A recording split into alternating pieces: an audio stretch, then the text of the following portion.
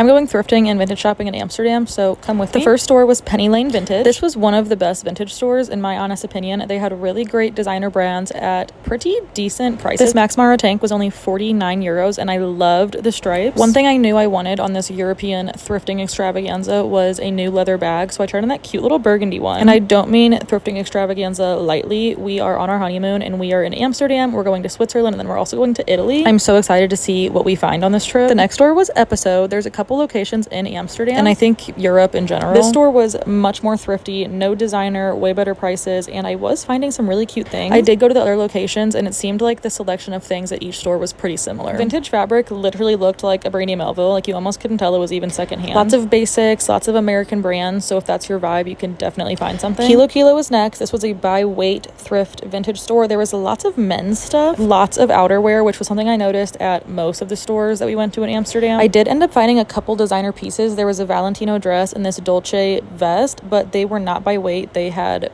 regular prices on them. On our last day, we randomly walked by Second Life Vintage and they had a great selection. There was lots of true vintage and their prices were pretty reasonable in my opinion. A few things caught my eye. I really loved this skirt and there was a couple of bags that I was going back and forth with for a while. My only concern was I didn't want to get anything that was too bulky or shop too much when we still have so many cities to go thrifting in. So I had to be picky with what I was getting. Lastly, we went to Golden Years Vintage, I think. Again, lots of designer. I didn't like it as much as Penny Lane, but they had lots and lots of good things.